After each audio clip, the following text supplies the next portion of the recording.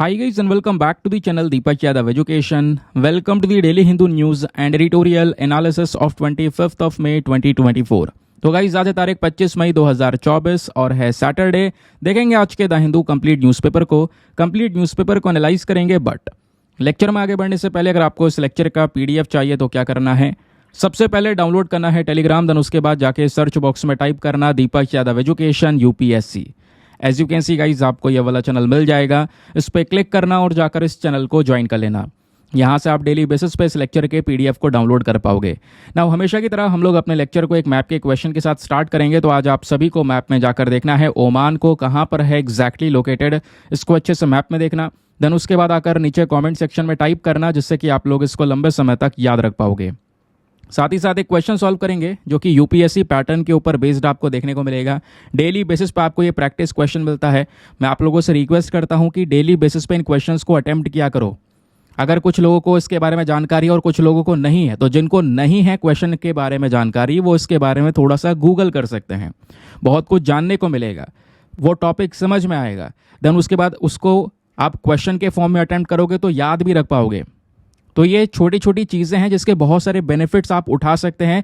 तो आप लोग प्लीज़ इन क्वेश्चंस को अटेम्प्ट किया करो। बहुत सारे लोग हैं जो अटेम्प्ट नहीं करते हैं, लेकिन जैसा मैं आपको पहले बोल चुका हूँ, ये करंट इवेंट के ऊपर बेस्ड क्वेश्चंस आपको देखने को मिलेंगे जो डायरेक्ट आपको एग्जाम में भी हेल्प कर सकते हैं।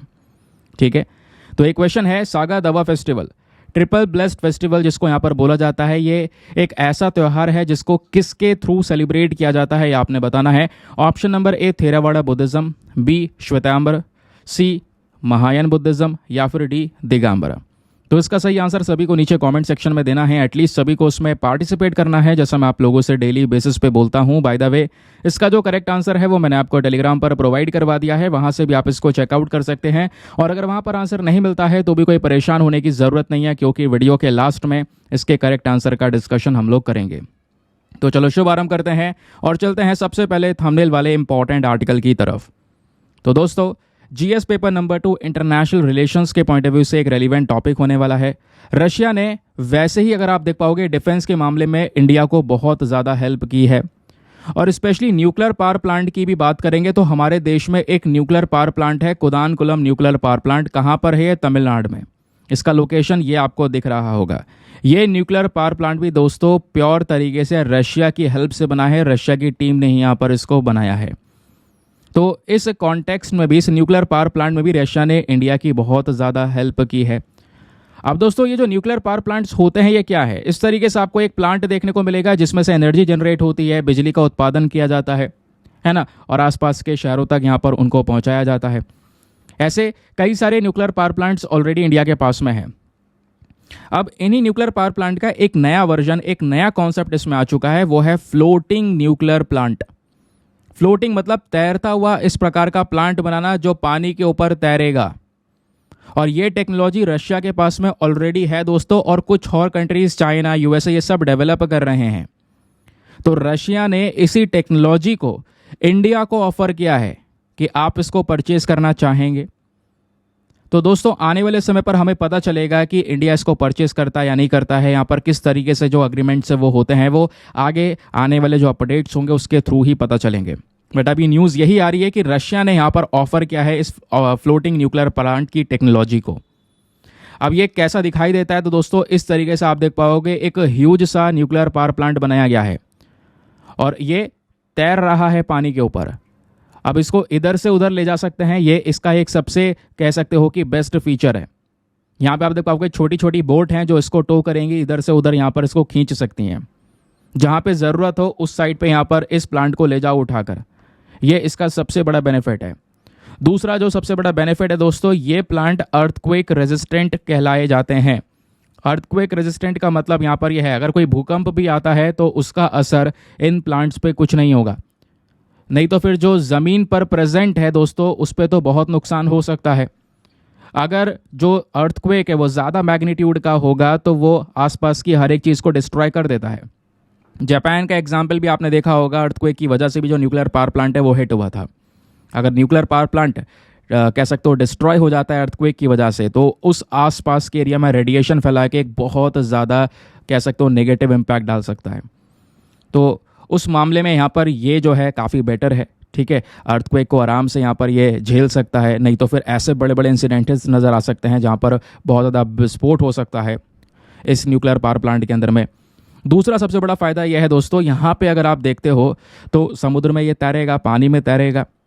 अब सपोज़ मान लो अचानक से इस एरिया में बहुत ज़्यादा बिजली की ज़रूरत पड़ गई, कोई नया प्रोजेक्ट लग रहा है, तो आसपास से बिजली खींचनी पड़ेगी। तो उससे अच्छा क्या है, यहाँ पर इस वाले प्लांट को उठाकर सीधा तैरते हुए ले जाओ इधर की साइड में, इधर यहाँ पे काम कर लो। अब मान लो इधर ज़रूरत है, इधर ले आओ। तो इस तरीके से जैसे मैंने बोला, इसको इधर से उधर ले जाया जा सकता है।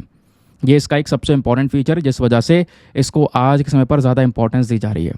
लेकिन कई सारी जो एनवायरमेंटल बॉडीज़ हैं, जो एनवायरमेंट के प्रोटेक्शन की बात कर रही हैं, उन्होंने यहाँ पे कुछ कंसर्न्स भी दिखाए हैं, जो कि दोस्तों हर एक चीज़ की पॉसिबिलिटी होती है। तो एक पॉसिबिलिटी यह है कि मान लो इस प्लांट में ही कोई एक्सीडेंट हो गया और ये प्लांट पूरी तरह से पलट गया इस पानी में, तो क्या होगा? तो ये पूरा का पूरा वाटर तो डैमेज हो जाएगा ना। इसके नीचे का जो इकोसिस्टम प्रेजेंट है, बायोडाइवर्सिटी है, बहुत सारे एनिमल्स हैं, प्लांट्स की स्पीशीज़ हैं, वो सब पूरी तरह से ख़त्म हो जाएंगी ना। और आसपास इस वाटर का आप यूज़ भी नहीं कर सकते क्योंकि इन सब में रेडिएशंस आपको देखने को मिल जाएंगे। तो ये भी तो एक इम्पैक्ट है। एडवांटेजेस हैं डेफिनेटली, बट इसके डिसएडवांटेज को हम यहाँ पर नज़रअंदाज नहीं कर सकते। तो डिसएडवांटेज पे भी यहाँ पे ध्यान देना होगा। फिलहाल के लिए देखेंगे जो रशिया और इंडिया को लेकर ये पूरा अभी बातचीत हो रही है, वो किस लेवल पर डिसाइड होती है और किस लेवल पर अग्रीमेंट्स को साइन किया जाता है, ठीक है। चलिए आते हैं नेक्स्ट आर्टिकल पर। ये आर्टिकल दोस्तों एग्जाम के लिए बहुत ही ज़्यादा इंपॉर्टेंट है, इस पर इंपॉर्टेंट मार्क कर लेना।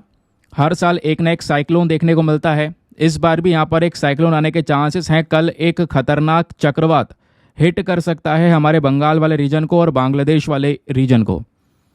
तो समझेंगे यहाँ पर चक्रवात के बारे में। ज्योग्राफी का जो एक इम्पॉर्टेंट कॉन्सेप्ट है जिसको कई बार लोग बहुत कॉम्प्लेक्स समझ लेते हैं, आज मैं आपको सरल तरीके से समझाने की कोशिश करूँगा। तो पेज नंबर 5 पर ये आर्टिकल प्रेजेंट है, जिसके आगे मतलब ये जो टॉपिक है आपका जीएस पेपर नंबर 1 ज्योग्राफी के पॉइंट ऑफ व्यू से इंपॉर्टेंट है। इसको यहाँ पे जो ये टैग लगा इसको हटा लीजिएगा, शायद पेज नंबर ही मैंने गलत लिख दिया, बट ये आर्टिकल प्रेजेंट है। तो चलिए बात क्या हो रही है। एक साइक्लोन आ रहा है, साइक्लोन बन रहा है बे ऑफ बंगाल में, जिसका नाम है रेमल। क्या नाम है? REMAL, रेमल। तो ये साइक्लोन दोस्तों कल के दिन बंगाल में एक बड़ा लैंडफॉल क्रिएट कर सकता है। अब अगर आप देख पाओगे ये पर्टिकुलर रीजन है, जितनी बातें मैं बता रहा हूँ उसको बहुत ध्यान से सुनते हुए चलना, क्योंकि यहाँ पे अगर आप एक भी पॉइंट मिस कर दोगे आगे बहुत सारे जो कॉन्सेप्ट्स हैं वो भूल जाओगे, क्योंकि ये बात रटने वाली नहीं है। इनको आप जितना बेटर तरीके से समझ लोगे उतना ज़्यादा बढ़िया रहेगा, लंबे समय तक याद रख पाओगे। अगर केवल किताब से रट के जा रहे हो तो उसका कोई फ़ायदा नहीं होगा दोस्तों। यहाँ पे आप देख पाओगे ये वाला जो समुद्र है, ये कौन सा समुद्र है? सबको पता है, ये अरेबियन सी के नाम से जाना जाता है। और ये वाला जो हिस्सा है ये बे ऑफ बंगाल के नाम से जाना जाता है ना। नीचे आपका इंडियन ओशन हो गया। अब दोस्तों बे ऑफ बंगाल में इसी पॉइंट पर ये चक्रवात बना है, और ये बनने के बाद में सीधा जा रहा है, हिट करेगा हमारे बंगाल वाले रीजन को, साथ ही साथ में बांग्लादेश वाले रीजन को। ये इसका रूट दिखाया जा रहा है। प्रेडिक्शन ये है कि ये इस तरीके से हिट करेगा इस पर्टिकुलर रीजन को, ठीक है। तो कल यहाँ पर ये एक लैंडफॉल क्रिएट कर सकता है बंगाल में, ऐसा यहाँ पर मेंशन किया गया है। स्पेशली ये जो स्टॉर्म है बहुत खतरनाक तरीके से, बहुत स्ट्रॉन्ग तूफान आपको देखने को मिलेगा जो क्रॉस करेगा सागर आइलैंड ऑफ बंगाल को और बांग्लादेश का एक आइलैंड है उसको। ऐसा हमारा जो इंडियन मेट्रोलॉजिकल डिपार्टमेंट है, भारत का जो मौसम विभाग है, उन्होंने ये खुद बताया है। तो इस पर थोड़ा सा सतर्क करने की ज़रूरत है। और ये आप देख पाओगे ऑलरेडी वेस्ट बंगाल के अंदर में जो डिज़ास्टर मैनेजमेंट बॉडी है वो पहुंच चुकी है और आइलैंड्स को यहाँ पर खाली करवा रही है। कोई आसपास ना हो इस साइक्लोन के समय पर, नहीं तो फिर उसकी जान भी जा सकती है, क्योंकि डिस्ट्रक्शन बहुत ज़्यादा होता है इस चक्रवात में। आपको पता है बहुत खतरनाक आंधी तूफान आता है। तो अभी एक्सपेक्टेशन है कल ये हिट कर सकता है। अब क्वेश्चन यहाँ पर बहुत सारे हमारे दिमाग में आएंगे। यहाँ पे ना अब जो बातें बताई गई हैं ये सब फालतू की बातें हैं, उसको एग्जाम के लिए बिल्कुल भी रिलेट मत करना कि कितने बजे इस समय पर ऐसे बना, उस समय पर ऐसे बना, कितने बजे तक हिट करेगा। एग्जाम में हेल्प नहीं करेंगी ये बस सारी बातें। अब एग्जाम में जो हेल्प करेगा फटाफट उस पर लेकर चलता हूँ। मैं दोस्तों आपसे बता रहा हूँ एक सुपर इंपॉर्टेंट टॉपिक है। प्रीलिम्स में धड़ाधड़ यूपीएससी ने क्वेश्चन पूछे हैं और मेंस में भी पूछे हैं, वो क्वेश्चंस मैं आगे आपको दिखाऊंगा। और ये टॉपिक आप समझ गए तो आराम से उन क्वेश्चंस को अटेम्प्ट कर पाओगे। उनमें से कोई सा भी क्वेश्चन आज आपने अटेम्प्ट भी करना होगा। अब दोस्तों जो ये इंडिया के पास में साइक्लोन्स आते हैं, इनको कौन सा साइक्लोन बोलते हैं? इनको बोलते हैं ट्रॉपिकल साइक्लोन। अब दो तरीके के साइक्लोन्स हमको दिखाई देते हैं, एक होते हैं ट्रॉपिकल साइक्लोन और एक होते हैं एक्स्ट्रा ट्रॉपिकल साइक्लोन। सबसे पहले दोस्तों हम ट्रॉपिकल साइक्लोन्स के बारे में जानते हैं। ये आपको वर्ल्ड मैप नज़र आएगा। यहाँ पर आपको ऊपर नज़र आएगी ट्रॉपिक ऑफ कैंसर, ये आपका ट्रॉपिक ऑफ कैंसर हो गया, और नीचे यहाँ पर हो गया आपका ट्रॉपिक ऑफ कैप्रिकॉर्न, ठीक है। और बीच में आपका जा रहा है ये इक्वेटर, ये आपकी इक्वेटर लाइन वाली हो गई। 0 डिग्री पर आपका इक्वेटर हो गया, ऊपर ट्रॉपिक ऑफ कैंसर हो गया, नीचे आपका ट्रॉपिक ऑफ कैप्रिकॉर्न हो गया। अब ट्रॉपिक ऑफ कैंसर और ट्रॉपिक ऑफ कैप्रिकॉर्न के बीच का जो हिस्सा होता है इसको हम क्या बोलते हैं? इसको बोलते हैं ट्रॉपिकल रीजन, ठीक है। अब सिंपल सी बात है भैया, जो साइक्लोन इस वाले हिस्से में आएगा, क्योंकि अभी जो साइक्लोन आ रहा है वो कहां पर है? बे ऑफ बंगाल में, इस वाले पॉइंट पर। तो इंडिया में कहीं पे भी साइक्लोन आएगा, इधर अरेबियन सी के पास, बे ऑफ बंगाल के पास में, ये सब हमारे ट्रॉपिकल साइक्लोन्स ही होते हैं। ये साइक्लोन यहां बना है, इसको हिट करेगा। तो जो भी साइक्लोन इस रीजन में से ट्रॉपिकल रीजन्स में आएंगे उनको हम ट्रॉपिकल साइक्लोन बोलेंगे। ध्यान रखिएगा इस बात को, जो भी साइक्लोन इस रीजन में आएंगे ट्रॉपिकल रीजन में, उसको ट्रॉपिकल साइक्लोन बोलेंगे। बट यहां पर एक एक्सेप्शन है, एक छोटा सा यहां पर अपवाद देखने को मिलेगा। इस रीजन में एक जगह और है जहां पे साइक्लोन नहीं आते। अच्छा, वो रीजन कौन सा है? वो रीजन है दोस्तों आपके इक्वेटर जो है, ये इक्वेटर वाली लाइन, एक बार मैं क्लियर कर देता हूं सब, ताकि बेटर तरीके से क्लियर हो। ये इक्वेटर वाली लाइन देख रहे हो 0 डिग्री पर, ये लिखा हुआ अभी इक्वेटर है। इससे ऊपर 5 डिग्री नॉर्थ और नीचे यहां पर 5 डिग्री साउथ, 5 डिग्री नॉर्थ और 5 डिग्री साउथ, ये वाला जो पोर्शन है आपका, इस वाले पोर्शन में साइक्लोन्स नहीं आते। ट्रॉपिकल साइक्लोन पूरे ट्रॉपिकल रीजन में आएगा, ठीक है। ये आपका ट्रॉपिक ऑफ कैंसर, ये आपका ट्रॉपिक ऑफ कैप्रिकॉर्न, पूरे रीजन में आएगा, बट इक्वेटर से 5 डिग्री नॉर्थ और 5 डिग्री साउथ को छोड़कर। क्यों? क्योंकि इस वाले रीजन में दोस्तों आपकी कोरिलेस फोर्स प्रेजेंट ही नहीं होती है। तो कोरिलेस फोर्स क्या होता है वो भी आपको मैं बताऊंगा, जिससे यहाँ पर ये साइक्लोन, ये चक्रवात ऐसे घूमता है ना, वो कोरिलेस फोर्स की वजह से घूमता है। अभी आगे हम डिस्कस करेंगे, ठीक है। ये आपको क्लियर हो गया, इक्वेटर वाला कॉन्सेप्ट क्लियर हो गया।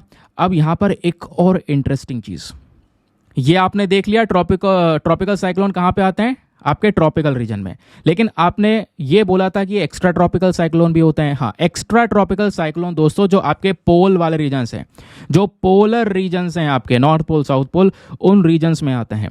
यानी आपके ट्रॉपिकल रीजन से बाहर जो साइक्लोन आएंगे वो आपके एक्स्ट्रा ट्रॉपिकल साइक्लोन्स होंगे। अब अगर हम टाइम पीरियड देखें, सबसे पहले तो दोस्तों एक बात ध्यान रखिएगा, ये फोटो आपके लिए मस्ट है, बहुत ज़्यादा इंपॉर्टेंट है। इस फोटो के थ्रू यहाँ पे आप यूपीएससी का एक क्वेश्चन सॉल्व कर सकते हो। दोस्तों ट्रॉपिकल साइक्लोन आते तो हैं, ये रीजन भी हमको पता चल चुका है, लेकिन आपको पता है ये साइक्लोन जब भारत की साइड में आएंगे, इंडियन ओशन या अरेबियन सी में, तो इसको हम चक्रवात यानी साइक्लोन ही बोलते हैं। लेकिन यही साइक्लोन अगर अमेरिका की साइड आएंगे, साउथ अमेरिका की साइड आपको देखने को मिलेगा, साउथ अमेरिकन कॉन्टिनेंट है, तो यहां पे अगर यही सेम साइक्लोन आएंगे तो इसको साइक्लोन नहीं बोलते, इसको हरिकेन बोला जाता है। आपने देखा होगा हरिकेन आया है वो चक्रवात ही, बस खाली नाम चेंज कर दिया गया है, वो उसके रीजन पर डिपेंड करता है।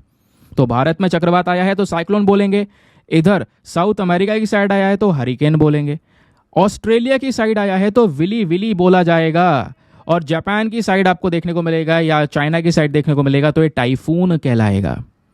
Very very important. एक बार यूपीएससी ने सवाल पूछा था कि ऑस्ट्रेलिया की जो साइड साइक्लोन आता है उसको क्या बोलते हैं, और नीचे ऑप्शन में विली विली प्रेजेंट था दोस्तों।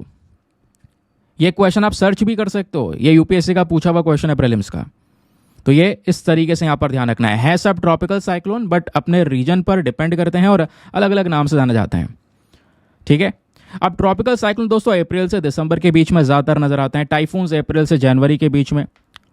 उसके अलावा यहाँ पर अगर आप देखो, मतलब इंडिया की साइड में ये सब जो हरिकेन है ये मई से नवंबर के बीच में इस साइड पर देखने को मिलते हैं, इधर जून से नवंबर के बीच में। ये टाइम पीरियड्स यहाँ पे थोड़े से डिफाइन करे गए हैं। अब ये तो चीज़ें आपको क्लियर हो गई। अब आता है एक मेन मुद्दा। मेन मुद्दा ये है how tropical storms are formed. Question ये है ये ट्रॉपिकल साइक्लोन बनते कैसे हैं। अब इसके बनने के पीछे का दोस्तों जो कॉन्सेप्ट है उसको समझिएगा। मैं आपको बहुत ही ज़्यादा सरल तरीके से समझाने की कोशिश करूंगा, जितना इजी हो सकता है उतना इजी। सबसे पहली चीज़ दोस्तों, यहाँ पर साइक्लोन्स बनने के पीछे कुछ कंडीशंस होती हैं। कंडीशन नंबर 1, साइक्लोन हमेशा समुद्र में बनेगा, यानी वाटर वाले रीजन में बनेगा, और उस वाटर का टेम्परेचर हमेशा 27 डिग्री सेंटीग्रेड से ज़्यादा होना चाहिए। अगर टेम्परेचर 27 डिग्री सेंटीग्रेड से ज़्यादा नहीं है तो साइक्लोन नहीं बनेगा। चक्रवात बनने के लिए 27 डिग्री सेंटीग्रेड से ऊपर होना होगा। 27 डिग्री सेंटीग्रेड से ऊपर मतलब वही आपका, चाहे वो 35 हो जाए, चाहे वो 40 हो जाए, चाहे वो 46 ही क्यों ना हो जाए, बट 27 डिग्री सेंटीग्रेड से ऊपर होना जरूरी है। ठीक है, अब ये टेम्परेचर जैसे ही यहाँ पर उठा दोस्तों, थोड़ा सा यहाँ पर क्या है, जो पानी है वहाँ के उस पर्टिकुलर रीजन पर समुद्र का, वो गर्म हो रहा है, गर्म होगा और वहाँ पर लो प्रेशर क्रिएट होगा। क्यों? ज्योग्राफी में आपने पढ़ा होगा कि जहाँ पर टेम्परेचर बढ़ता है, जहाँ पर टेम्परेचर बढ़ता है वहाँ पर प्रेशर लो हो जाता है। अगर टेम्परेचर हाई है तो प्रेशर लो हो जाएगा, और टेम्परेचर कम है तो प्रेशर आपका हाई हो जाएगा। ठीक है, तो ये इसका एक रिलेशन देखने को मिलता है। तो जैसे ही यहाँ पर समुद्र में टेम्परेचर बढ़ेगा, एक लो प्रेशर यहाँ पर क्रिएट होगा। ठीक है, अब लो प्रेशर क्रिएट हो गया, लेकिन अगल बगल में हाई प्रेशर है, इधर भी हाई प्रेशर है, इधर भी हाई प्रेशर बना हुआ है, इधर भी हाई प्रेशर बना हुआ है, इधर यहाँ पे आपकी लो प्रेशर विंड्स हैं। अब दोस्तों जैसी लो प्रेशर बना, क्या टेम्परेचर ज़्यादा है और हवा जो है गर्म होके, क्योंकि जब गर्म कर दोगे तो हवा को ऊपर उड़ जाती है, स्टीम जो है ऊपर उड़ जाता है। तो हवा यहाँ पे जो गर्म हो गई है, गर्म होने के बाद में सीधा ऊपर उड़ गई है, ऊपर उड़ गई, ऊपर चली गई। अब क्या हुआ, हाई प्रेशर, आसपास की जो हाई प्रेशर थी, जो कह सकते हो कि ठंडे रीजन थे थोड़े से, वो इस जगह को भरने आ गए, क्योंकि लो प्रेशर यहाँ पर क्रिएट हुआ। जैसी हवा उठी वैसी एरिया खाली हो गया। अब इस एरिया को तुरंत भरना है, तुरंत भरने के लिए हाई प्रेशर वाला इधर भागा लो प्रेशर की साइड से। तो हाई प्रेशर की जो विंड्स है दोस्तों, वो लो प्रेशर की साइड में भागी, और जैसे यहाँ पर हाई प्रेशर की विंड्स लो प्रेशर की साइड में भागी, वो भी गर्म होने लगी, क्योंकि टेम्परेचर यहाँ पर मैटर कर रहा है, वो भी ऊपर उठने लगी। ऊपर उठते उठते ये प्रोसेस चल रहा है, कंटिन्यूस चल रहा है। इससे क्या होगा, क्लाउड फॉर्मेशन होगा, बादल बनेंगे ऊपर, और बादल बनेंगे और हवा आई जा रही है, आई जा रही है, आई जा रही है। लगातार यहाँ पर ये जो प्रोसेस है कंटिन्यूस चल रहा है, इसलिए कुछ दिन लग जाता है साइक्लोन्स को बनने के लिए। फिर उसका पता चलता है हाँ भाई आप पूरी तरह से तैयार हो चुका है, अब आगे बढ़ के हिट कर जाएगा। तो इस तरीके से यहाँ पर दोस्तों क्या होता है, स्ट्रॉन्ग विंड्स जनरेट हो जाती हैं, बहुत स्ट्रॉन्ग विंड्स। और ये स्ट्रॉन्ग विंड्स का जनरेशन ऐसे हो जाता है, गोल गोल गोल गोल घूमने लगती हैं। कहोगे गोल गोल कैसे घूमती हैं?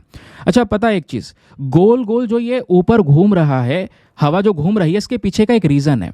रीज़न है आपकी कोरियोलिस फोर्स। ठीक है, ध्यान रखिएगा, कोरियोलिस फोर्स यहाँ पर इसके पीछे का मेन रीज़न है। कोरियोलिस फोर्स नहीं होगी तो यह हवा गोल गोल इस तरीके से नहीं घूमेगी। कोरियोलिस फोर्स की वजह से ये हवा इस तरीके से गोल गोल घूमती है, और ये प्रोसेस कंटिन्यूअस चलता रहता है, चलता रहता है। कोरियोलिस फोर्स क्या होती है अभी आपको बताऊंगा, डोंट वरी, चलता रहता है। और ये जो यहाँ पर साइक्लोन है दोस्तों, ये स्ट्रॉन्ग होता रहता है। जब तक अपने किसी कोस्टल रीजन, आसपास के तट वाले हिस्से को हिट ना कर जाए, तब तक वो शांत नहीं होगा। तो साइक्लोन बनने के लिए क्या क्या ज़रूरत है? आपका टेम्परेचर 27, आपका नहीं, समुद्र का टेम्परेचर 27 डिग्री से ऊपर होना चाहिए। दूसरी चीज़, यहाँ पे कोरियोलिस फोर्स भी यहाँ पर प्रेजेंट होना बहुत ही ज़्यादा ज़रूरी है।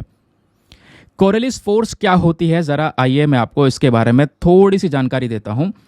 कोरियोलिस फोर्स दोस्तों यहाँ पर जनरेट होती है due to the rotation of the earth. जो आपकी पृथ्वी रोटेट हो रही है, इस तरीके से आप देख पाओगे, एक ग्लोब मैंने लगाया है क्योंकि यहाँ पर प्रेजेंटेशन सही है। जो आपकी पृथ्वी है ऐसा थोड़ी ना है सीधी है, हल्की सी टिल्ट है ना, इस तरीके से आप देख पाओगे, हल्की सी टिल्ट है। अब यहाँ पर क्या है, टिल्ट होने के साथ साथ ये इस तरीके से यहाँ पे रोटेट हो रही है, नहीं हो रही है, ऐसे गोल गोल घूम रही है। जब गोल गोल घूम रही है दोस्तों, तो यहीं से यहाँ पर इस रोटेशन की वजह से ही ये जो फोर्स है वो जनरेट होती है। और इन्हीं कोरियोलिस फोर्स की वजह से ही दोस्तों विंड्स के ऊपर जो हवा है उन पे इम्पैक्ट पड़ता है। ठीक है, ये आपका इक्वेटर हो गया, ये आपका अर्थ रोटेट हो रही है, ऊपर आपका हो गया नॉर्दर्न हेमिस्फेयर और नीचे हो गया आपका सदर्न हेमिस्फेयर, नॉर्थ वाला हिस्सा और साउथ वाला हिस्सा। तो इस फोर्स की वजह से दोस्तों जो ऊपर हवा है ना, वो आपकी एंटी क्लॉकवाइज घूमने लगती है। यानी जो पृथ्वी का रोटेशन हो रहा है, ऊपर जो विंड्स है वो एंटी क्लॉकवाइज घूमती है। एंटी क्लॉकवाइज का मतलब क्या होगा, इस तरीके से घूमना। और नीचे साउथ हेमिस्फीयर में अगर आप देख पाओगे तो दोस्तों हवा इस तरीके से क्लॉकवाइज डायरेक्शन में घूमती है, जैसे हमारी घड़ी घूम रही है इस तरीके से। ठीक है, तो ये रीजन है, रोटेशन की वजह से इनके विंड्स के ऊपर इम्पैक्ट पड़ता है। अब ये इम्पैक्ट कैसे पड़ता है, आइए थोड़ा सा मैं आपको इसके बारे में भी एक्सप्लेन कर देता हूं।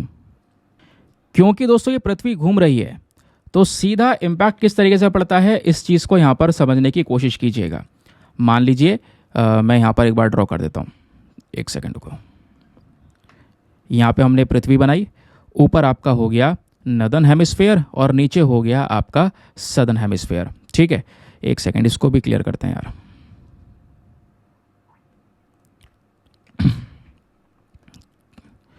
ठीक है, तो ये हो गया आपका नॉर्थ ऊपर वाला और नीचे वाला हो गया आपका साउथ। अब मान लो जो ऊपर वाला हिस्सा है आपका, ये वाला हिस्सा, इसमें यहाँ पर लो प्रेशर बना। अब जैसे ही लो प्रेशर बना, हाई प्रेशर की जो हवा है दोस्तों, हाई प्रेशर की हवा इस तरीके से यहाँ पर इसकी तरफ आएगी, है ना। इस तरीके से यहाँ पर हाई प्रेशर की हवा लो प्रेशर के अंदर में आने शुरू हो जाएगी। ऐसे ही आपको नीचे सदर्न हेमिस्फीयर में देखने को मिलेगा, बीच में लो प्रेशर है, चारों तरफ से यहाँ पर हाई प्रेशर की हवा लो प्रेशर में जो जगह खाली हुई है उसको भरने की कोशिश करेगी। ठीक है, क्योंकि यहाँ पर जगह खाली हो चुकी है, हवा ऊपर उठ चुकी है, तो इस जगह को भरने के लिए हाई प्रेशर विंड्स तुरंत यहाँ पर इसको भरेंगी। अब होता दोस्तों यहाँ पर क्या है, जब ये विंड्स इस तरीके से आ रही होती हैं लो प्रेशर की साइड में, तो यहाँ पर एक डिफ्लेक्शन होता है ऊपर ना। ये देखोगे तो विंड से दोस्तों वो राइट साइड में फ्लो करेंगी। ठीक है, जैसे यहाँ पर ये पृथ्वी घूमी तो विंड्स इस तरीके से राइट साइड में जाएंगी। जैसे ये एरो आप देख पा रहे हो, ये हाई प्रेशर है, हाई प्रेशर का ये राइट साइड कौन सा हो गया आपका, जैसे इसका राइट साइड यहाँ पर आपको देखने को मिल जाएगा, ये वाला हो गया, इसका राइट साइड ये हो गया, है ना। इस तरीके से यहाँ पर आपको ये विंड्स देखने को मिल जाएंगी, इसका राइट साइड ये हो गया। अब होता क्या है, ये इस तरीके से राइट साइड को इस तरीके से यहाँ पर देखने को मिल रही है। अब राइट साइड को देखने को मिल रही है तो इसका मतलब क्या हो गया, विंड्स जो है इस तरीके को इस तरफ की साइड में फ्लो हो रही हैं, है ना। तो जैसे आप यहाँ पर इसको सर्किल के तौर पर भी बनाओगे तो इस तरीके से यहाँ पर ये सर्कुलेशन चलने वाला है। ठीक है, मतलब कि उल्टा सर्कुलेशन चलेगा, जिस वजह से हमने यहाँ पर बोला है ये आप देख पाओगे ऐसे गई हवा, ऐसे गई हवा, तो इस तरीके से यहाँ पर ये सर्कुलेशन चलेगा, जिसको हमने बोला है कि ये एंटी क्लॉकवाइज इस तरीके से घूमना शुरू होती है ऊपर की बार। ठीक है, ये इस तरीके का यहाँ पर एंटी क्लॉकवाइज देखने को मिलता है। नीचे यहाँ पर दोस्तों आपको लेफ्ट साइड में देखने को मिलेगा। ठीक है, इसका लेफ्ट ये हो गया, इसका लेफ्ट ये हो गया, इस तरीके से यहाँ पर आप देखो लेफ्ट वर्ड साइड में आपको ये नज़र आएगा। ठीक है, तो लेफ्ट वर्ड साइड में जैसे ये इसका लेफ्ट नहीं हो गया, ये इसका राइट हो गया, तो इसका लेफ्ट यहाँ पर ये हुआ, इसका लेफ्ट ये हुआ, तो इस तरीके से यहाँ पर आपको देखने को मिलेगा। तो ये जो आपकी हवा है वो इस तरीके से फ्लो होगी।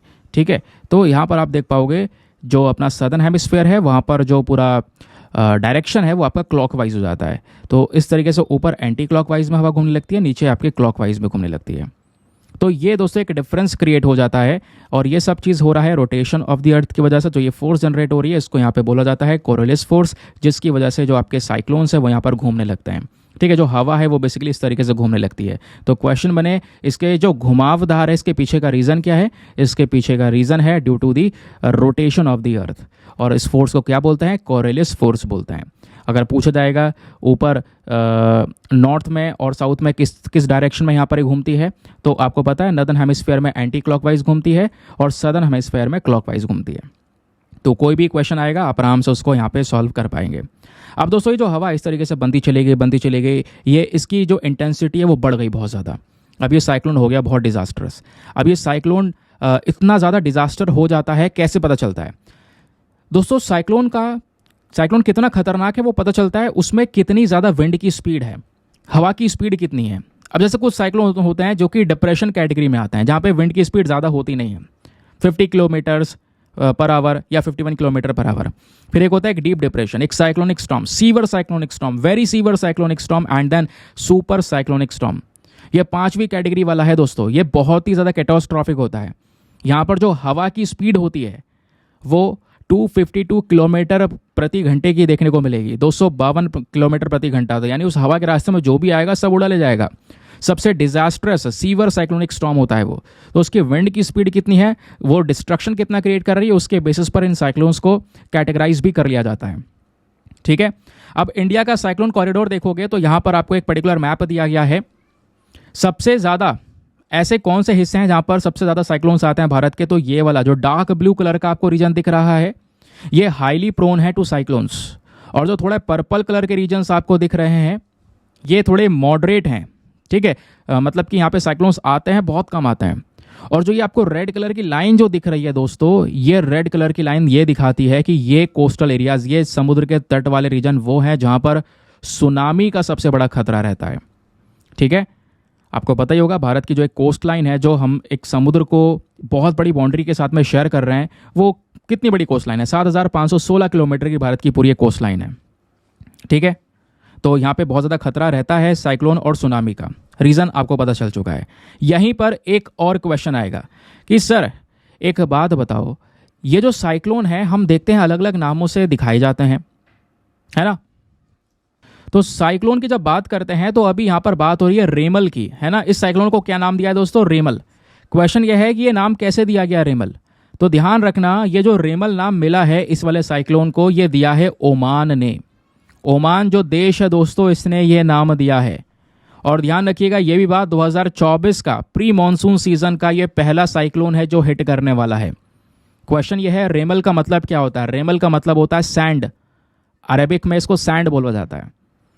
अब क्वेश्चन यह है कि रेमल नाम ओमान ने दिया है, तो मतलब क्या ओमान नाम देता है सभी साइक्लोन्स को? नहीं, ओमान नहीं देता दोस्तों। कुछ कंट्रीज हैं जो यहाँ पर ये साइक्लोन्स का नामकरण करती हैं। अब वो नामकरण कैसे किया जाता है, आइए मैं आपको इसके बारे में बताता हूँ। How are names of cyclones decided. देखो, साइक्लोन जो ओशन बेसिन में बन रहा है, इसका नाम को डिसाइड करने के लिए कुछ कंट्रीज का ग्रुप बनाया गया है। ठीक है, यहां पे आप देख पाओगे कुछ 13 कंट्रीज आपको नजर आएंगी। Bangladesh, India, Maldives, Myanmar, Oman जिसने अभी नाम दिया है, पाकिस्तान, श्रीलंका, थाईलैंड। फिर इसमें कुछ कंट्रीज यहां पर और भी देखने को मिल जाती हैं जिसको बाद में ऐड किया गया था 2018 में। Iran, Qatar, Saudi Arabia, UAE and Yemen. तो 1 2 3 4 5 ये हो गए, 6 7 8 9 10 11 12 13। ये 13 देश हैं दोस्तों जो यहाँ पर साइक्लोन्स को नाम देते हैं। ठीक है, अभी देख पाओगे इन देशों में से किसने दिया है, ओमान ने यह नाम दिया है रेमल। अब जो अगला साइक्लोन आएगा उसको कोई और दूसरा देश नाम दे देगा। तो ये इस तरीके से नामकरण करते हैं, लेकिन ये 13 देश ही नाम रखते हैं, ध्यान रखिएगा। अब साइक्लोन्स का नाम अडॉप्ट करते हुए बहुत सारी गाइडलाइंस हमारे सामने आती हैं जिसको एक्सेप्ट करना पड़ता है। गाइडलाइंस में जैसे जो नाम होता है साइक्लोन का, वो न्यूट्रल होना चाहिए। ठीक है, किसी को हर्ट ना कर रहा हो, किसी ग्रुप के सेंटिमेंट्स को हर्ट ना कर रहा हो, ज़्यादा कोई रूड वर्ड ना हो। और ध्यान रखिएगा जो साइक्लोन का मेन वर्ड होता है उसमें 8 से ज़्यादा लेटर्स नहीं हो सकते। इसी वजह से आपने देखा होगा साइक्लोन के नाम छोटे छोटे होते हैं, ताउते, फानी, तितली, ऐसे यहाँ पर आपको देखने को मिलेगा रीमल। तो छोटे छोटे यहाँ पर ये वर्ड्स होते हैं। क्यों? क्योंकि 8 से ज़्यादा लेटर्स आप साइक्लोन के नाम में नहीं रख सकते। और एक बार जो नामकरण हो जाता है वो दोबारा नाम नहीं दिया जाता किसी भी साइक्लोन को, हमेशा एक नया नाम आएगा। तो इस तरीके से साइक्लोन्स की नेमिंग की जाती है। आई होप आपको बहुत अच्छे से हर एक चीज़ क्लियर हो चुकी है। तो एग्जामिनेशन में कोई भी क्वेश्चन बनेगा तो यहीं से बनेगा, अदरवाइज नहीं बनेगा। तो क्वेश्चन की जब हम लोग बात करें, देखो 2013 में एक क्वेश्चन पूछा गया था, the recent cyclone on the east coast of India was Phailin. Phailin नाम का साइक्लोन आया था उस समय पर। तो क्वेश्चन ये था, बताइए ट्रॉपिकल साइक्लोन्स का नाम कैसे किया जाता है, नाम कैसे रखते हैं। फिर एक और क्वेश्चन था, tropical cyclone are largely confined to South China Sea, Bay of Bengal and Gulf of Mexico. यानी जो ट्रॉपिकल साइक्लोन है ये ज़्यादातर South China Sea, Bay of Bengal और गल्फ ऑफ मैक्सिको में ही क्यों आते हैं, उसके पीछे का रीज़न। फिर यहाँ पे आपसे पूछ लिया गया था कलर कोडेड वेदरिंग। तो कलर कोडेड वेदर का एक दूसरा कॉन्सेप्ट है, वो मैंने आपको पहले पढ़ा रखा है। ठीक है, चलिए आगे आते हैं। लेकिन आगे बढ़ने से पहले एक इंपॉर्टेंट इन्फॉर्मेशन, अगर आप लोग हमारे पेड ग्रुप्स को ज्वाइन करना चाहते हैं तो आपके पास में बढ़िया मौका है इसको ज्वाइन करने का। यहाँ पर डेली बेसिस पे करंट नोट्स के पीडीएफ वगैरह आपको प्रोवाइड करवाए जाते हैं। फॉर एग्जाम्पल जैसे आप लोगों ने यहाँ पर देखा, ये बहुत सारी डिटेल्स, यानी ये तो केवल एक आर्टिकल है छोटा सा न्यूज़पेपर का। इस आर्टिकल में ये सभी बैकग्राउंड डेटा है दोस्तों जो आपको एग्जाम में हेल्प करेगा। आपका ज्योग्राफी का एक इंपॉर्टेंट जो कॉन्सेप्ट है वो यहाँ पर क्लियर हो चुका है, पार्ट क्लियर हो चुका है। तो ये सारी चीज़ें दोस्तों आपको एक पीडीएफ में कंपाइल करके दी जाती हैं। एक ऐसा पीडीएफ जो बहुत ही सिंपल होता है, प्रिंटेबल फॉर्म में होता है, जिसका प्रिंट आउट वगैरह भी आप निकलवा सकते हैं। इस ग्रुप में आपका सारा कंटेंट जो होता है वो हिंदी और इंग्लिश दोनों भाषाओं में प्रोवाइड करवाया जाता है। दूसरी चीज़, सारा कंटेंट आपका सिक्योर रहता है, तो कोई भी परेशानी उठाने की ज़रूरत नहीं है, कहीं पर भी स्टोरेज का इशू को फेस करने की ज़रूरत नहीं। आराम से आप डेट वाइज कंटेंट पढ़ा हुआ है, किसी भी तारीख का पीडीएफ उठाओ, डाउनलोड करो, पढ़ो, डिलीट करो। अनलिमिटेड ऑप्शंस आपके पास में अवेलेबल हैं। ग्रुप को ज्वाइन करने का जो फी पेमेंट है वो भी बहुत मिनिमम है, just $499 for the lifetime access. या जब तक आपका सिलेक्शन ना हो जाए तब तक आप $499 में ग्रुप को ज्वाइन करके रख सकते हैं। ज्वाइन करने के लिए क्या करना है, व्हाट्सएप पर जाना, यहाँ पर आपको एक नंबर दिया गया है 8534873368। इस नंबर पर मैसेज कर देना कि हाँ I want to join this group. वहाँ पे आपको रिप्लाई मिलेगा, पेमेंट का प्रोसेस दिया जाएगा और पेमेंट के प्रोसेस से ज़्यादा इंपॉर्टेंट आपको डेमो वीडियो का लिंक भी दिया जाएगा। और जो पूरा डेमो वीडियो का लिंक है उसमें भी आप चेक कर सकते हो मुझे ग्रुप में क्या क्या चीज़ें मिलेंगी। अपने आप को सेटिस्फाई करने के बाद में जाकर ये इन्वेस्टमेंट कर सकते हैं। बाकी यार मेक श्योर करना वीडियो पे जो लाइक का बटन है उसको प्रेस कर देना। एक छोटा सा टारगेट होता है 5000 लाइक्स का, जिसको आप प्लीज़ सपोर्ट कर सकते हैं। चलिए अगला इंपॉर्टेंट आर्टिकल जो कि पेज नंबर 11 पर प्रेजेंट है, जीएस पेपर नंबर 3 इकोनॉमी के साथ में आप लोगों को इसको लिंक करना होगा। बात हो रही है वर्ल्ड ट्रेड ऑर्गेनाइजेशन की जो मीटिंग चल रही थी, उस मीटिंग के दौरान इंडिया ने अभी भी प्लूरीलेटरल पैक्ट ऑन इन्वेस्टमेंट को अपोज किया है। अब पूरा मैटर क्या है, इस मैटर को गहराई से सुनिएगा दोस्तों। वर्ल्ड ट्रेड ऑर्गेनाइजेशन जो बॉडी है, इसके नाम से पता चल रहा है दुनिया भर का जो व्यापार है, जो ट्रेड है, उसको मैनेज करना। व्यापार में हर एक कंट्रीज़ को सपोर्ट करने का काम करता है WTO। किसी के साथ में कोई पर्टिकुलर इशू ना हो, उस चीज़ को इंश्योर करने का काम करता है। फेयर तरीके से ट्रेड हो सके, उस चीज़ को इंश्योर करने का काम करता है। लेकिन अब WTO है तो केवल ट्रेड से संबंधित बात करेगा। यहाँ पे ये लोग क्या कर रहे हैं, इन्वेस्टमेंट को लेकर भी रिसेंटली एक प्रपोजल लेकर आते हैं। केवल कुछ चुनिंदा कंट्रीज, WTO के केवल कुछ ही मेंबर्स, जिसमें चाइना वगैरह हैं, कुछ मेंबर्स बस, उन्होंने क्या किया, एक इन्वेस्टमेंट प्रपोजल इसमें ऐड किया और बाद में इंडिया के सामने रख रहे हैं, हम सब देशों के साथ में जो सामने जो इसके मेंबर्स हैं, कि भाई ये बताओ कैसा है कि ट्रेड के साथ में, व्यापार के साथ में हम इन्वेस्टमेंट भी मैनेज करेंगे, बताइए कैसा है ये एग्रीमेंट। इंडिया ने दोस्तों इसको अपोज कर दिया, बोला हमें नहीं चाहिए, ये जो प्लूरीलेटरल पैक्ट है हमें नहीं चाहिए इन्वेस्टमेंट के ऊपर में, और ना ही हम इसको सपोर्ट कर रहे हैं। क्योंकि वर्ल्ड ट्रेड ऑर्गेनाइजेशन जो है, अगर हम इसके लीगल रूल्स भी देखें तो वो ट्रेड को मैनेज करेगा, उसका ज्यूरिसडिक्शन केवल व्यापार तक सीमित है। लेकिन WTO बोलता है व्यापार और निवेश दोनों में फ़र्क क्या है। उनकी बात भी सही है भाई, ट्रेड और इन्वेस्टमेंट हम दोनों को आपस में लिंक करके देखते हैं, है ना, कि भाई ट्रेड है जहाँ वहाँ इन्वेस्टमेंट है। लेकिन दोस्तों इंडिया ने उसके रिस्पॉन्स में रिप्लाई दिया है, जो इन्वेस्टमेंट होता है ये कोई मल्टीलेटरल इन्वेस्टमेंट नहीं होता है। व्यापार तो चलो दुनिया भर के देशों को साथ में करा जा सकता है एक साथ मिलकर, लेकिन क्या इन्वेस्टमेंट ऐसे हो सकता है? इन्वेस्टमेंट हमेशा बायलैटरल होता है। आप किसी दूसरे देश के साथ में बातचीत करके इन्वेस्टमेंट्स कर पाते हो, निवेश कर पाते हो। तो ये प्रपोजल आपका सही नहीं है, और प्रपोजल लाने का तरीका तो बिल्कुल सही नहीं है। पहले आप प्रपोजल पूरी तरह से रेडी कर चुके हैं, डिस्कस कर रहे हैं इंप्लीमेंट करने के लिए, उसके बाद हमसे पूछ रहे हैं, जिसमें आपने कुछ चुनिंदा कंट्रीज़ को स्टार्टिंग में ले लिया और आप अब क्वेश्चन हमसे कर रहे हैं। तो इंडिया दोस्तों यहाँ पर इस वाले प्रपोजल से पूरी तरह से बाहर है, और उनका कहना यहाँ पर यह है कि इस ट्रेड को लेकर हम तो अप्रूवल देने वाले हैं नहीं, और ना ही इस वाले प्रपोजल को हम ऊपर तक ले जाने देंगे। इसका इम्पैक्ट पड़ेगा सारी डेवलपिंग कंट्रीज़ के ऊपर में। आप ट्रेड को रेगुलेट कर रहे हो, इन्वेस्टमेंट को रेगुलेट करोगे, इन्वेस्टमेंट में मल्टीलेटरल इन्वेस्टमेंट होगा, सभी देश आपस में आएंगे, फ़ायदा बड़े देशों को मिलेगा। अब प्रॉब्लम्स यहाँ पर यह है कि इसको लेकर एक सपोर्ट नहीं मिला है, अपोज किया है इस इन्वेस्टमेंट डील्स को। अब देखते हैं आगे क्या होता है, आगे यहाँ पर क्या स्टेप्स उठाए जाते हैं। क्योंकि यहाँ पर इंडिया ने ये भी मेंशन कर रखा है भाई आप एक प्रॉब्लम क्रिएट कर रहे हो, केवल कुछ अपने प्रायोरिटी पर रखे हैं मेंबर्स, उन्हीं के साथ में डिस्कशन करके प्रपोजल्स बनाने के बाद में हमारे सामने पेश कर रहे हो, वो चीज़ बिल्कुल गलत है, हम इसको एक्सेप्ट नहीं करेंगे। समझ गए? तो इसको पूरी तरह से इस इन्वेस्टमेंट को लेकर जो डिस्कशन है, इसके खिलाफ में इसको पूरी तरह से ओपोज किया है भारत ने। अब अगर एग्जामिनेशन के पॉइंट ऑफ व्यू से इस आर्टिकल से कुछ पढ़ना है, तो आपने दोस्तों वर्ल्ड ट्रेड ऑर्गेनाइजेशन के बारे में कुछ बेसिक फैक्ट्स पता होने चाहिए, specially for your prelims examination. जैसे जब बात करते हैं WTO की दोस्तों, तो इसका काम क्या है, दुनिया भर के व्यापार को मैनेज करना। तो ये बॉडी दोस्तों यहाँ पर जल्दी ही लेकर आई गई है। इस बॉडी ने काम करना शुरू किया है 1 जनवरी 1995 से, 1995 से। तो कहोगे क्या इससे पहले कोई बॉडी नहीं थी व्यापार को मैनेज करने के लिए? नहीं, इससे पहले एक बॉडी हुआ करती थी जिसका नाम था GATT, that is general agreement on tariffs and trade. इसको क्रिएट किया गया था 1947 में, और इसी general agreement on tariff on trade को लेकर डिस्कशन चल रहा था उरुग्वे में 1986 से लेकर 1984 के बीच में। तो यहाँ पर इस पूरे राउंड में जो बातचीत हुई थी, इसी बातचीत के दौरान दोस्तों वर्ल्ड ट्रेड ऑर्गेनाइजेशन नाम की बॉडी को बनाया गया। तो वर्ल्ड ट्रेड ऑर्गेनाइजेशन बना, GATT खत्म हो गया, तो GATT की जगह WTO आज के समय पर एक इंपॉर्टेंट बॉडी है। और ध्यान रखेगा वर्ल्ड ट्रेड ऑर्गेनाइजेशन को जो बनाया गया था, जो अग्रीमेंट वगैरह हो रहा था, उस अग्रीमेंट को नाम दिया गया मराकेश अग्रीमेंट।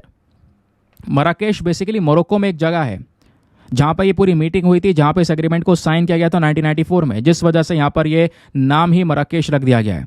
तो 1994 में साइन हो गया, और 1995 में 1 जनवरी से वर्ल्ड ट्रेड ऑर्गेनाइजेशन ने वर्क करना शुरू कर दिया। अब क्या है, वर्ल्ड ट्रेड ऑर्गेनाइजेशन एक इंटरनेशनल ऑर्गेनाइजेशन है, ठीक है, एक अंतर्राष्ट्रीय बॉडी आपको देखने को मिल जाती है, जिसका मेन काम है क्या करना, जो अलग अलग देशों के बीच में ट्रेड हो रहा है, व्यापार हो रहा है, उसको लेकर कुछ नियम कानून सबके सामने प्रस्तुत करना। अब क्वेश्चन यह है, जब जीएटीटी था पहले तो उसको हटा के डब्ल्यूटीओ को क्यों लेकर आया गया? क्योंकि दोस्तों यहाँ पे जो जीएटीटी पहले वाला एग्रीमेंट था हमारे पास में, वो केवल जो गुड्स को लेकर व्यापार हो रहे हैं उसी की बात करता था, उसी को लेकर डील करता था। अब जो नया वर्ल्ड ट्रेड ऑर्गेनाइजेशन बनाया गया, ये गुड्स के साथ साथ सर्विसेज की ट्रेड की भी बात करता है, दूसरे इंटेलेक्चुअल प्रॉपर्टीज की भी बात करता है, ट्रेड क्रिएशन, डिजाइन, इन्वेंशंस, हर एक पॉइंट्स को मेंशन करता है। इस वजह से यहाँ पर डब्ल्यूटीओ को बनाया गया। डब्ल्यूटीओ का हेडक्वार्टर कहाँ पर है? स्विट्जरलैंड के अंदर जेनेवा में यहाँ पे इसका आपको हेडक्वार्टर नजर आएगा। इसका स्ट्रक्चर भी बहुत इंपॉर्टेंट है। अभी स्ट्रक्चर मैं आपको समझाऊंगा, उससे पहले ये ध्यान रखो डब्ल्यूटीओ के अंदर कितने सदस्य हैं। इसके अंदर में 164 मेंबर्स हैं। पूरा यूरोपियन यूनियन भी है, यूरोपियन यूनियन के ही 27 देश हो गए।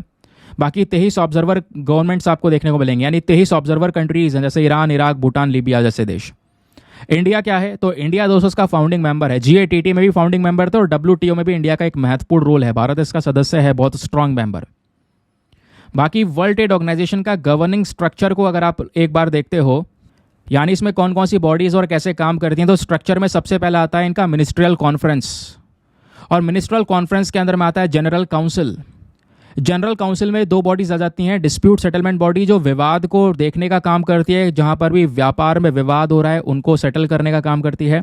यह ट्रेड पॉलिसी रिव्यू है, व्यापार को लेकर जो नई नई नीतियां हैं उनको रिव्यू करने का काम करने वाली बॉडी है। तो जनरल काउंसिल में ये दो बॉडीज आ जाती हैं। उसके अलावा जनरल काउंसिल के पास में goods council, intellectual property council और सर्विसेज काउंसिल भी आपको यहाँ पर देखने को मिलेंगे। तो मिनिस्ट्रियल कॉन्फ्रेंस के ये आप देख पाओगे तीन अहम हिस्से हैं, dispute settlement body, general council और ट्रेड पॉलिसी रिव्यू बॉडी। और जनरल काउंसिल के ये तीन अहम हिस्से इसमें और देखने को मिलते हैं। ये पूरा का पूरा गवर्निंग स्ट्रक्चर है वर्ल्ड ट्रेड ऑर्गेनाइजेशन का। और ये जो मिनिस्ट्रियल काउंसिल कॉन्फ्रेंस है दोस्तों, ये पूरा एक बड़ी बॉडी है। इसमें डब्ल्यूटीओ के हर एक मेंबर्स प्रेजेंट हैं और हर 2 साल में इनको एक मीटिंग करते हैं। और जो मीटिंग होती है उसमें डिस्कशंस करते हैं, बहुत सारे डिसीजंस लेते हैं कि भाई किस तरीके से व्यापार को लेकर काम करना है हमें। और आपका जो जनरल काउंसिल है, इसमें मैंने आपको बता दिया, इसमें भी यहाँ पर सभी डब्ल्यूटीओ के मेंबर्स प्रेजेंट हैं, है ना, जो कि यहाँ पर आप कह सकते हो कि अगेन वही सारे डिस्कशंस होते हैं। फिर डिस्प्यूट सेटलमेंट बॉडी के बारे में भी हमने बताया। ये एक ऐसी बॉडी है जहाँ पर कहीं पर भी विवाद है दो देशों में व्यापार को लेकर, तो उस पर्टिकुलर डिस्प्यूट्स को सेटल करने का काम किया जाता है इस बॉडी में। फिर ट्रेड पॉलिसी रिव्यू बॉडी, ये लगातार क्या करती है? रिव्यूज़ करती है लगातार। यहाँ पर जो भी ट्रेड से संबंधित पॉलिसीज़ हैं, अलग अलग नीतियाँ हैं, उनको रिव्यू करने का काम करती है। अब ओवरऑल डब्ल्यूटीओ के ऑब्जेक्टिव्स को अगर हम एक तरफ से देखें तो आपको समझ में पता चल ही चुका है भैया क्या काम है इसका, है ना। ट्रेड को मॉनिटर करना, उसको लेकर रूल्स लेकर आना, ट्रेड डिस्प्यूट्स को रिजॉल्व करना, ट्रांसपेरेंसी मेंटेन करना, दूसरे कंट्रीज़ के साथ में रिलेशन बनाना, डेवलपिंग कंट्रीज़ को सपोर्ट करना, वो इसके यहाँ पर मेन ऑब्जेक्टिव्स आपको नजर आएंगे। ठीक है, बात क्लियर हो गई दोस्तों। now आते हैं अगले आर्टिकल पर। अभी आप देख पाओगे ये आर्टिकल बहुत चर्चा में है। रिसेंटली मैंने आपको international court of justice, international criminal court सब के बारे में ऑलरेडी बता दिया है।